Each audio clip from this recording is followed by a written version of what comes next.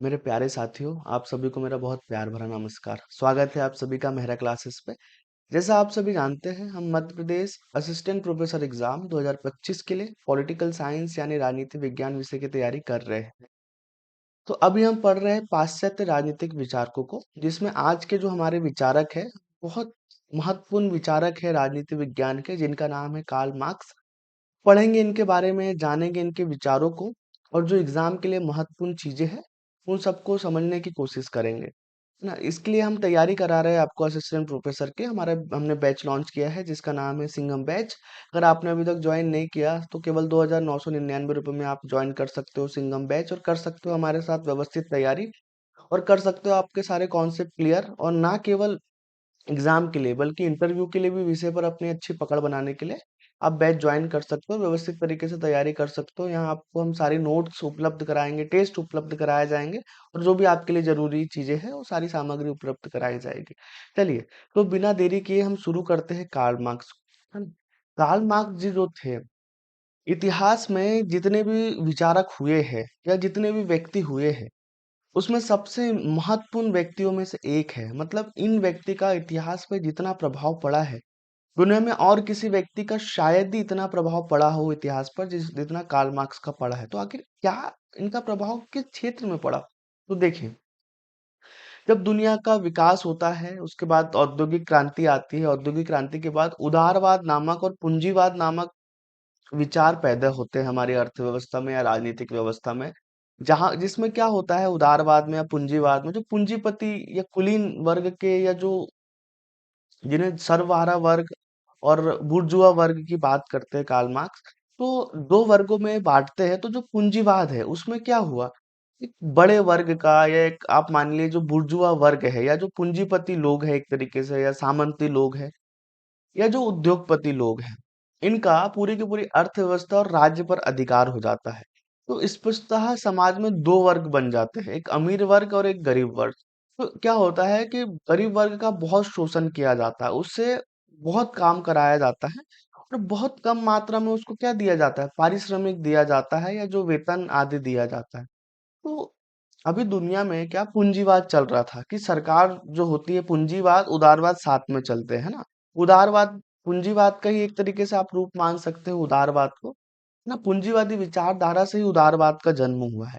उदारवाद या पूंजीवाद में क्या होता है, इसमें इस बात की वकालत की जाती है कि राज्य में या अर्थव्यवस्था में जो राज्य होगा, या जो राज्य सरकार या नियम कानून होगी, इनका बहुत कम हस्तक्षेप होगा। राज्य का काम क्या होगा, केवल राज्य कानून व्यवस्था संभालेगा, है ना। और स्टेट कानून व्यवस्था संभालेगा, मतलब लॉ एंड ऑर्डर देखेगा। एक न्यूनतम राज्य इसको कहा जाता है, पुलिस राज्य की भांति। जैसे पुलिस का काम होता है ना सुरक्षा करना केवल, तो राज्य का कार्य क्या होगा, हमारी संपत्ति की सुरक्षा करना और नियम कानूनों को बनाए रखना।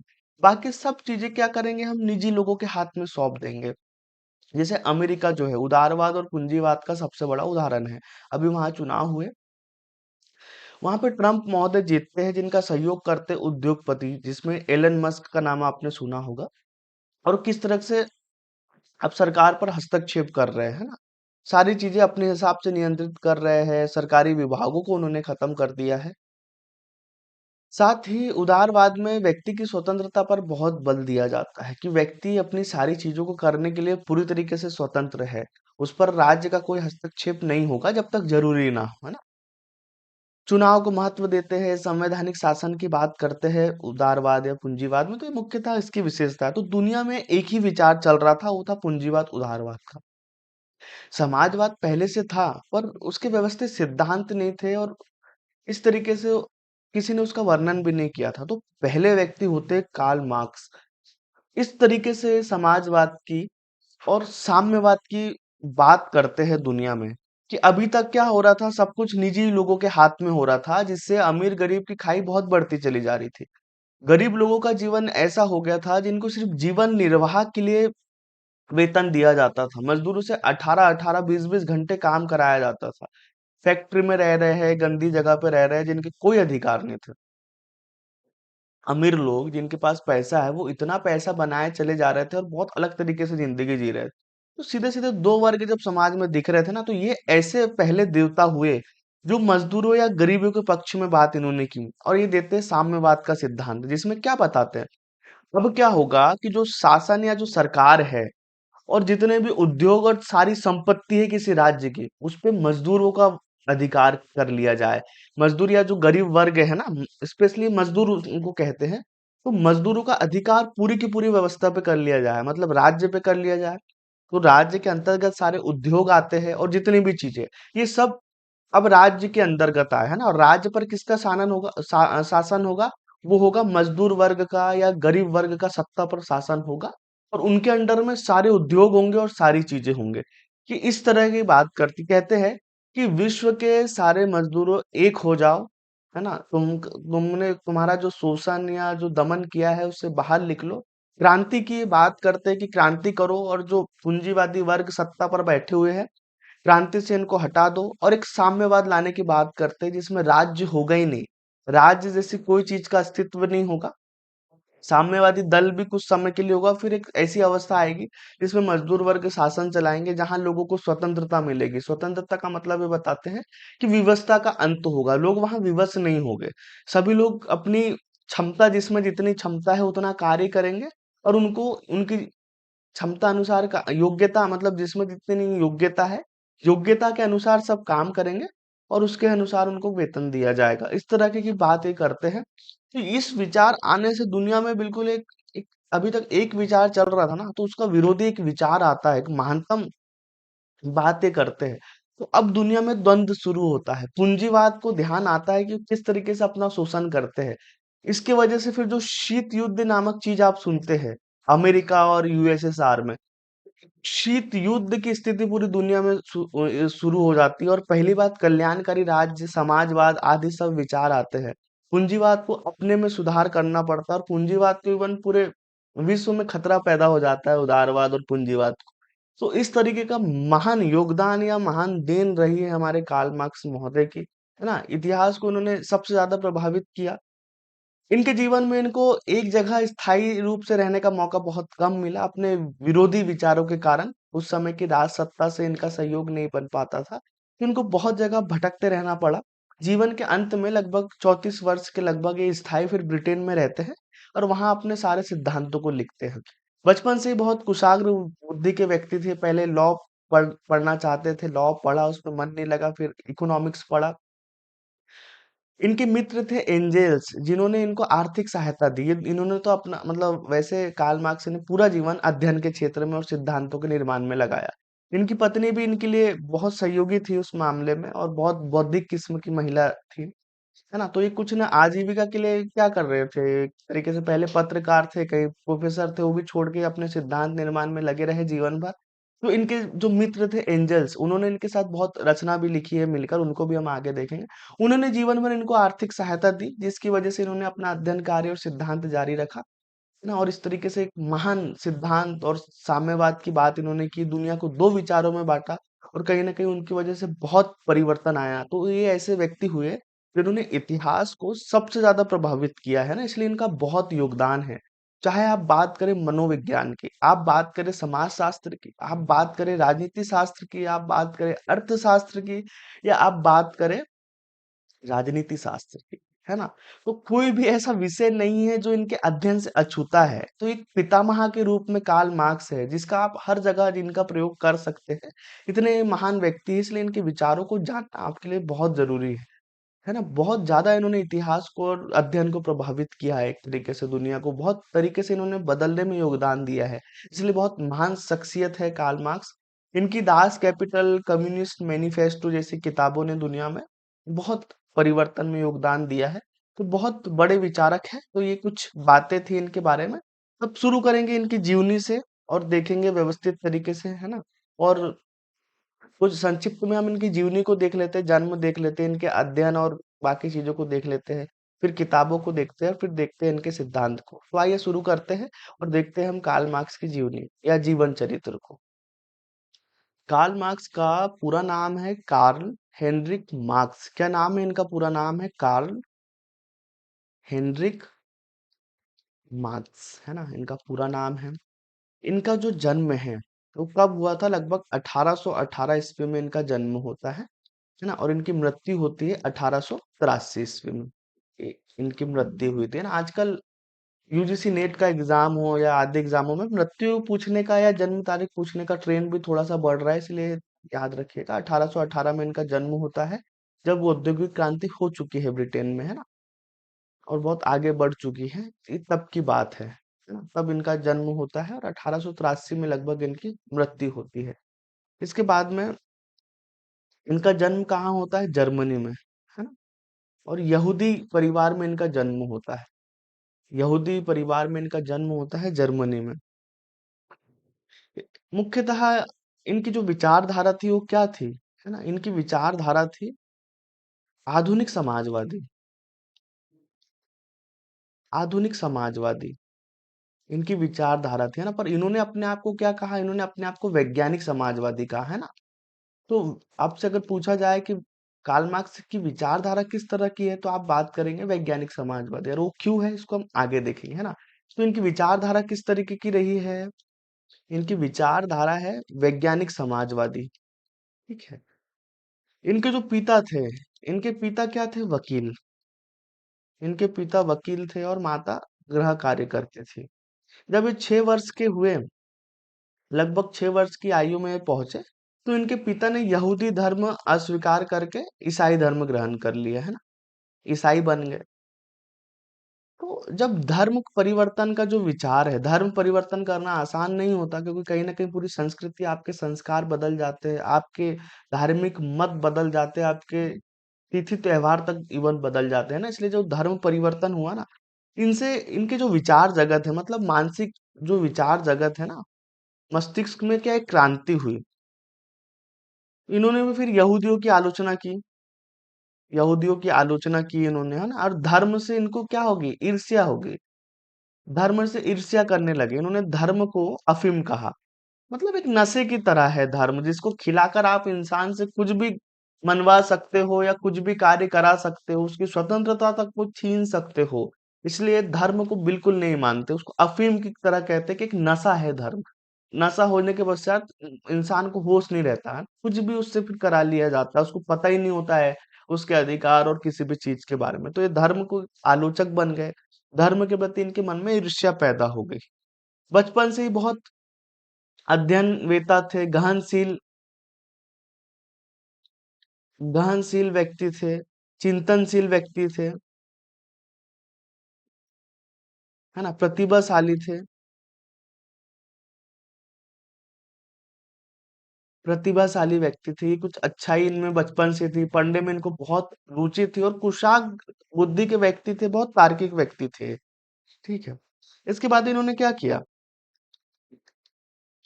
लगभग 1835 में बोन विश्वविद्यालय जो है जर्मनी का, बोन विश्वविद्यालय, यहाँ से इन्होंने न्याय शास्त्र, न्याय मतलब कानून, विधि का अध्ययन किया। ठीक है।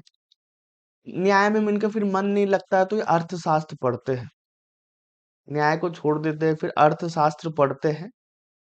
फिर जब अध्ययन के दौरान इन पर जो प्रभाव पड़ा, इन्होंने हीगल को पढ़ा। तो हीगल का इनके ऊपर प्रभाव पड़ा। आपको पता है जर्मनी के महान दार्शनिक है हीगल, जिनको हम पहले पढ़ चुके हैं ना। हीगल का इनके ऊपर प्रभाव पड़ा। तो इस तरीके से इनके वैचारिक चेतना का या बौद्धिक चेतना का विकास हुआ। ये इनकी कुछ पृष्ठभूमि थी। ये पत्रकार बनते हैं फिर। पत्रकार बने और जर्मनी के बहुत सारे फिर आंदोलन में भाग लेते हैं। उस समय जो आजादी और सब चीजों के लिए आंदोलन चलते हैं, उनमें भाग लेते हैं। उन्होंने मार्क्सवादी सिद्धांतों की खोज की। मार्क्सवाद पहले से था समाजवाद, है ना, क्योंकि इनके पहले भी समाजवादी हुए थे, जिनको एक कल्पना लुकी समाजवादी कहते हैं, जैसे चार्ल्स फूरियर आदि बहुत सारे विचारकों के हैं, उनको लेकर। तो उन्होंने मार्क्सवादी सिद्धांतों का अध्ययन किया, है ना। फिर उनके अध्ययन में अपना जीवन लगा दिया। ठीक है। फिर उनका प्रचार किया श्रमिकों में। पहले तो मार्क्सवाद की तरफ इनका रुझान बढ़ा, जब हिगल को पढ़ा, सब किया। इन्होंने उनकी खोज की कि पहले के क्या मार्क्सवादी है। जब इन्होंने मजदूरों की स्थिति को देखी, तो इन्हें बहुत दुख हुआ। पत्रकार थे, तो इनको बहुत जगह घूमने का और सब आंदोलन में भाग लेने का सौभाग्य मिला। तो मजदूरों की स्थिति देखकर इनको बहुत दुख होता है। तो फिर ये मार्क्सवादी सिद्धांतों को खोज करते हैं, मजदूरों के हित में बात करने की कोशिश करते हैं। तो इस दरमियान ने मार्क्सवादी सिद्धांत को खोजते हैं, उनका अध्ययन करते हैं, सिद्धांत कर निर्माण करते हैं, और मजदूरों के बीच में क्या करते हैं? उन सिद्धांतों का प्रचार करते हैं और जीवन भर इन्होंने यही कार्य किया। इसके बाद में ये पत्रकार तो थे ही, तो एक रहनिस करके है ना, रहनिस टाइम्स अखबार के क्या बनते हैं, संपादक बनते हैं। है ना, 6 वर्ष ड्यूटी की, फिर 6 वर्ष के बाद इसको भी ये छोड़ देते हैं। ठीक है, और पूरी तरीके से अपने अध्ययन में इनको ज्यादा रुचि हो जाती है, पढ़ाई की तरफ इनका बहुत रुझान हो जाता है, बहुत पढ़ते हैं और कुछ न कुछ सिद्धांत बनाने की कोशिश करते हैं ना, तो इस सब में लगे रहे। विद्रोही विचार होते थे, पत्रकार थे, सरकार के खिलाफ लिखते थे, तो क्या हुआ, इनके विरोधी विचार के कारण इनको बहुत बार स्थान परिवर्तन करना पड़ा, एक स्थान पर ये स्थायी नहीं रह पाए, बहुत बार स्थान परिवर्तन करना पड़ा इनको ना, एक जगह ये स्थायी नहीं रह पाए। तो बहुत सारे लोग अलग अलग लोगों से मिले, है ना, अलग अलग समाजवादी नेता से मिले, बहुत सारे जब अलग अलग स्थानों पर ये गए तो बहुत सारे लोगों से मिले जिसमें बड़े बड़े कुछ नेता भी रहे, उन सबका इनके ऊपर बहुत प्रभाव पड़ा। ठीक है, जैसे मैजिनी से मिले थे, बकानून करके उस समय बेकोनिन करके एक दार्शनिक थे, उससे मिलते। मैजिनी बहुत बड़े दार्शनिक थे या उस तरीके के व्यक्ति थे, इनसे इनकी मुलाकात होती है, इन सब लोगों से मिलते हैं। इसी के बाद ये मिलते हैं फेडरिक, जो इनके सबसे अच्छे दोस्त हैं ना, फेडरिक एंगल से इनकी मुलाकात होती है। किससे? Frederick angels. फेडरिक एंजल से इनकी जब मुलाकात होती है ना, तो ये इनके सबसे खास मित्र बनते हैं। और मार्क्स और एंजल्स की जो मित्रता है, इनको सबसे बड़ी साहित्यिक मित्रता कहा जाता है। क्या कहा जाता है? सबसे बड़ी साहित्यिक मित्रता।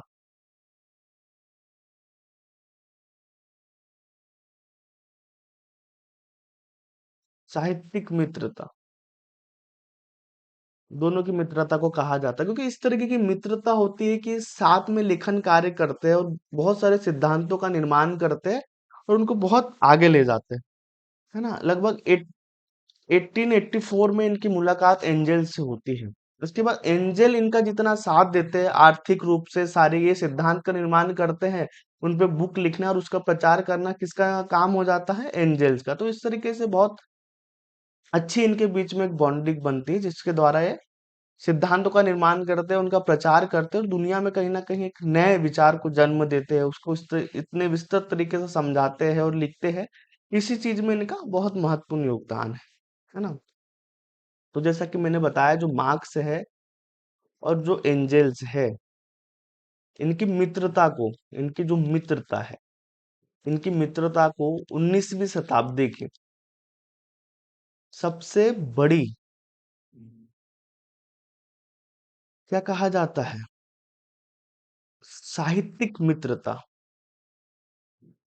कहा जाता है ना। ये निर्माण करते थे, मार्क्स और एंजल्स क्या करते थे? प्रचार करते थे ना। इन्होंने आर्थिक सहायता दी थी एंजल्स ने, किसको? मार्क्स को, जीवन भर, तभी वो कर पाए, वरना बहुत गरीबी में गुजारा किया है मार्क्स ने, उस तरीके से बहुत धन संपदा उनके पास कुछ भी नहीं थी। ठीक है, इस तरीके से उनका जीवन संभव हुआ किससे? आर्थिक सहायता से, एंजल्स के द्वारा। तो बहुत बड़ा योगदान है इनके मित्र का। हाँ, इनका मानना था, इन्होंने हीगल के विरुद्ध, उनका हीगल को पढ़ा और हीगल के विरुद्ध निबंध लिखा। हाँ, इन्होंने कहा, उनका मानना था मार्क्स का कि जो जर्मनी है, जर्मनी में जो सर्वहारा है, जो पिछड़ा वर्ग है, ये क्या करेगा? ये जीवन रक्त का काम करेगा, मतलब यही क्रांति करेगा एक तरीके से, यही सत्ता पर शासन स्थापित करेगा, इसलिए जीवन रक्त का काम करेगा। है ना, इन्हीं विचार के कारण इनको फिर से पेरिस से भगा दिया गया, तो कहीं और जाते हैं, अंत में ब्रिटेन जाते हैं, मतलब लंदन।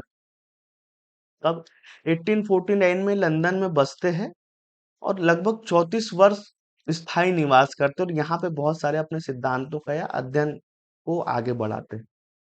फिर जब समय आता है 1883 में इनकी मृत्यु हो जाती है।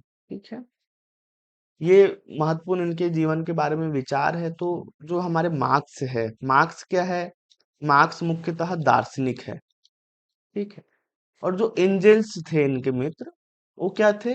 वो अर्थशास्त्री थे, है ना। उनकी बहुत सारी फैक्ट्रियां वगैरह चल रही थी, फिर भी कहीं ना कहीं समाजवाद की तरफ उनका रुझान था, वो सुधार की बात करते थे। तो ये दार्शनिक थे और एंजल्स अर्थशास्त्री थे, तो दोनों की कॉम्बिनेशन बहुत अच्छा बना था। इन्होंने बहुत सारे खोजे आपस में की। कार्ल मार्क्स का ने खुद के बारे में एक कमेंट कहना है, जैसे वो मार्क्सवादी थे, तो वो क्या कहते हैं? कार्ल मार्क्स कहते हैं, मैं इतना जानता हूँ,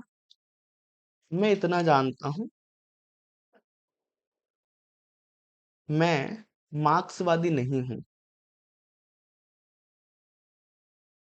इनके जो समाजवाद के सिद्धांत थे उनको मार्क्सवाद कहा गया। तो इन्होंने कहा कि मार्क्सवाद जब आपके साथ कुछ वाद जुड़ जाता तो एक विचारधारा बन जाती है।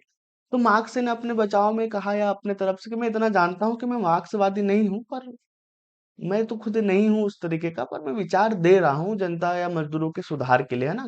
जैसे गांधी भी कहते हैं कि गांधीवाद जैसी कोई चीज नहीं है। मतलब इन्होंने कहा कि जो मार्क्सवाद के सिद्धांत पूरी तरीके से मेरे बता दिए गए नहीं, पहले से ही मौजूद थे। मैंने उनका व्यवस्थित अध्ययन किया है और आगे बढ़ाया है ना, मेरा कोई योगदान नहीं। पर जब मार्क्सवाद कहते तो उनके साथ ये टैग जुड़ जाता है कि जो सारे सिद्धांत उन्होंने दिए समाजवाद के बारे में, साम्यवाद के बारे में, वो खुद ही के है ना।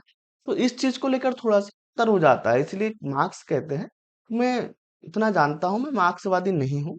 जो पुराने सिद्धांत थे मैंने उन्हीं को आगे बढ़ाया है, अपनी तरफ से उतना कुछ नया नहीं किया है, इसलिए ये कहते हैं, है ना। और कहते हैं मैं मैं मार्क्स कह रहे हैं, पहला समाजवादी नहीं हूँ, बल्कि क्या हूँ, वैज्ञानिक समाजवादी हूँ। खुद को वैज्ञानिक समाजवादी कहा इन्होंने कि जो सिद्धांत थे उनको मैंने मार्क्सवादी समाजवाद के जो सिद्धांत थे साम्यवाद के, उनका वैज्ञानिक तरीके से अध्ययन किया है, इसलिए मैं क्या हूँ, इसलिए मैं वैज्ञानिक समाजवादी हूँ, है ना। तो ये कुछ जीवन चरित्र के बारे में बेसिक विचार, जो कार्ल मार्क्स के बारे में बेसिक जानकारी आपको होनी चाहिए, उतनी जानकारी मैंने आपको यहाँ उपलब्ध कराई है। कहीं ना कहीं एक व्यक्तित्व को लेकर आपके मन में विचार बन गया होगा कार्ल मार्क्स के, कि क्या उनके मुख्य विचार है, क्या उनके पृष्ठभूमि रही है ना, और क्या महान काम उन्होंने किया है। चलिए अब चलते हैं और बुकों को देखेंगे। उससे पहले कुछ देख लेते हैं कि जो कार्ल मार्क्स पे और किन किन लोगों के प्रभाव रहे हैं ना। तो किन लोगों का प्रभाव रहा है कार्ल मार्क्स पर, वो उसको देख लेते हैं। तो मार्क्स के विचारों का दार्शनिक आधार, मार्क्स के विचारों का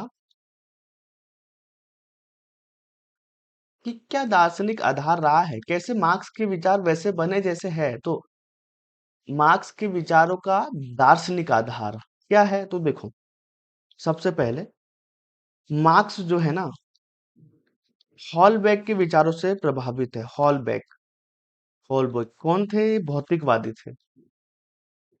भौतिकवादी विचार आपको समझते हैं ना, वो उन्हीं चीजों का समर्थन करते हैं जो दुनिया में आपको दिखाई दे रहा है, ना कि आध्यात्मिकता, आदर्शवाद, नैतिकता, इनकी बात नहीं करते। तो इन पर जो प्रभाव था वो हॉलबैक के विचारों का था, भौतिकवादी विचारों का। हॉलबैक के क्या विचार थे? इनके विचार ये थे कि ईश्वर जैसा कुछ नहीं है, बल्कि मनुष्य द्वारा ईश्वर का निर्माण होता है। मनुष्य द्वारा ईश्वर का निर्माण होता है।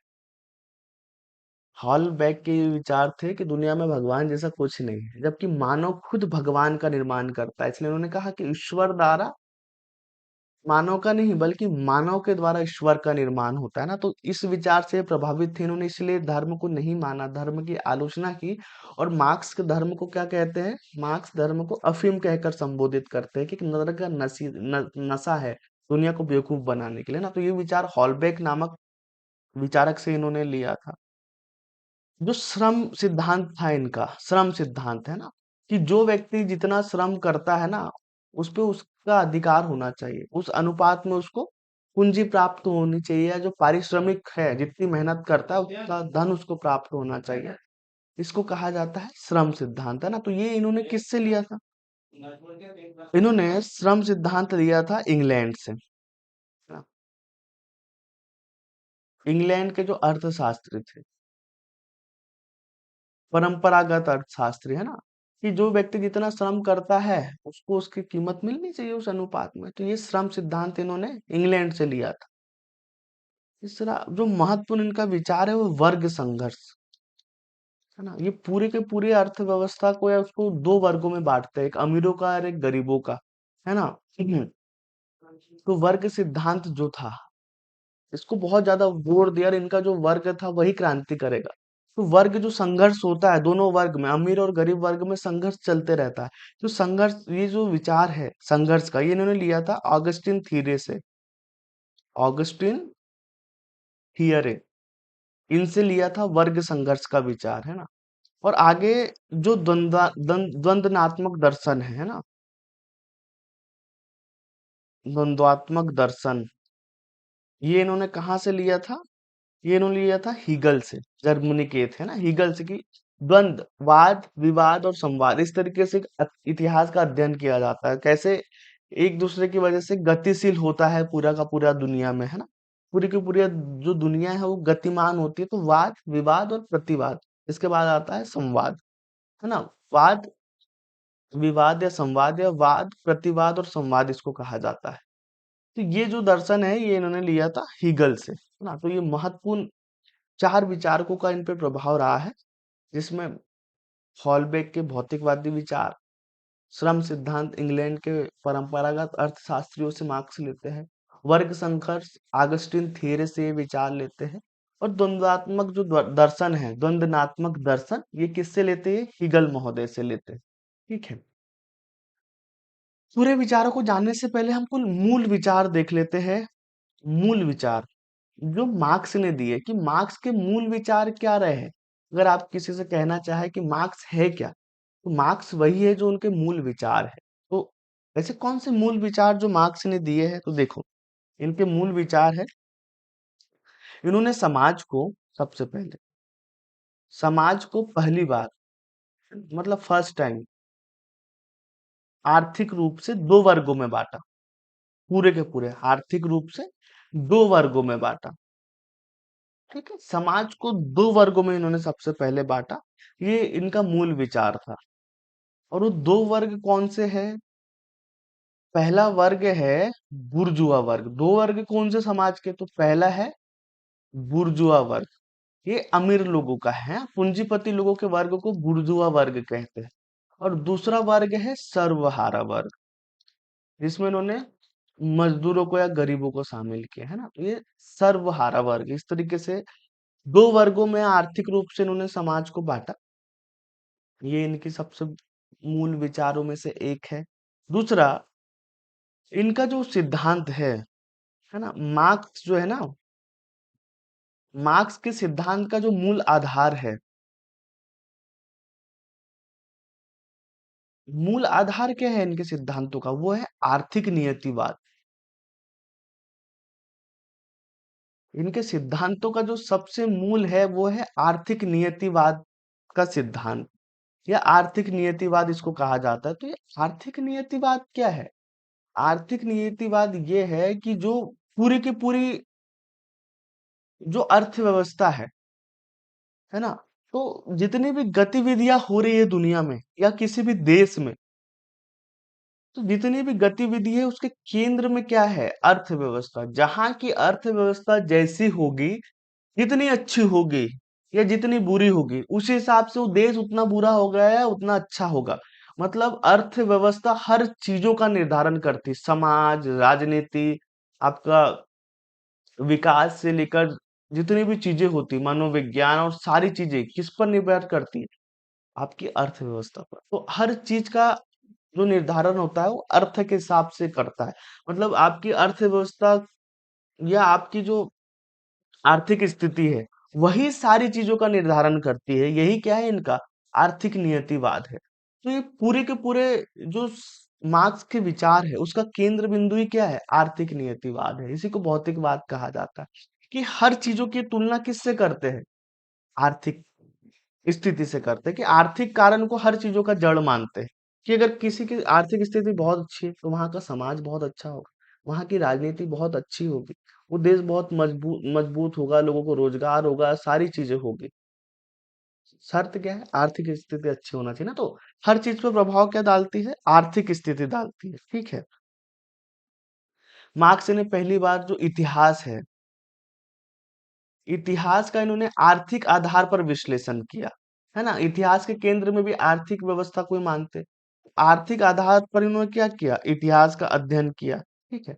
इनका मूल विश्वास जो था वो क्या था, पूंजीवाद को खत्म करना। मूल विचार था पूंजीवाद का विध्वंस ना। फिर पूंजीवाद को खत्म करने के लिए उन्होंने सारे अपने सिद्धांत दिए। समाजवाद का सिद्धांत ऐसा दिया था, है ना, एक वर्ग विहीन ऐसा समाज बनाना जिसमें कोई वर्ग नहीं हो और राज्य विहीन, और कोई राज्य नहीं हो। राज्य को भी खत्म करने की बात करते हैं, जिसको अराजकतावाद कहा जाता है।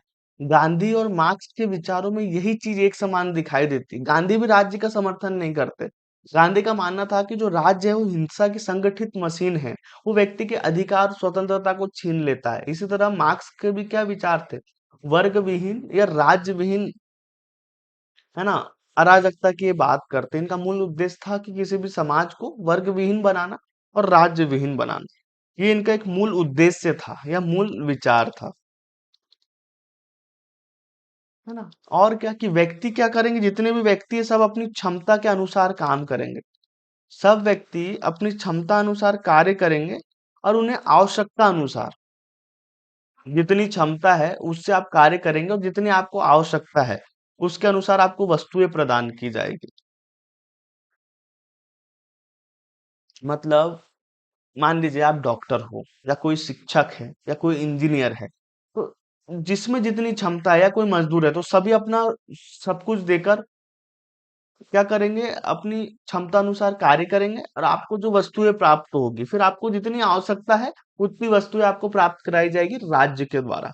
ये विचार मार्क्स देते हैं। मूल विचार इनका है ये, कि जैसे मान लीजिए आप अपना कार्य कर रहे हैं, फिर आपको आवश्यकता अनुसार वस्तु मिलेगी। अगर आपके बच्चे हैं तो उनके पढ़ाई पोषण सब कौन करेगा, राज्य कर लेगा ना। तो जितनी आपको आवश्यकता है केवल उतना लो। ऐसा नहीं कि आप बहुत धन संपत्ति एकत्रित करते जा रहे हो, ऐसा कुछ नहीं होगा। क्षमता अनुसार आप काम करो और जितनी आवश्यकता है उतनी वस्तु या सामान आपको प्रदान किया जाएगा। ये इनका मूल विचार है एक तरीके से। ठीक है।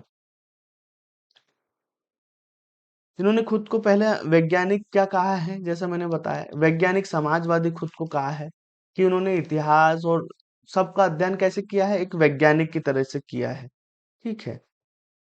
इन्होंने खुद को वैज्ञानिक मार्क्सवादी या वैज्ञानिक समाजवादी कहा है। और इनके पहले के जो विचारक है, पहले के जो इनसे पहले जो विचारक हुए उनको क्या कहा है, काल्पनिक समाजवादी कहा है। काल्पनिक समाजवादी। और खुद को वैज्ञानिक समाजवादी कहते हैं। तो काल्पनिक समाजवाद में जो आते हैं विचारक, वो है सेंट साइमन, चार्ल्स फूरियर, है ना, चार्ल्स फूरियर, रॉबर्ट ओवेन, है ना। ये मुख्य क्या है, कल्पना लोकी विचारक है। सेंट साइमन, चार्ल्स फूरियर और रॉबर्ट ओवेन, है ना। इनको क्या कहा है मार्क्स ने, कल्पना लोकी समाजवादी कहा है, क्योंकि ये मार्क्स के पहले हुए, है ना। तो मुख्यतः ये मूल विचार है हमारे कार्ल मार्क्स के। अब चलते हैं कार्ल मार्क्स की महत्वपूर्ण रचनाओं को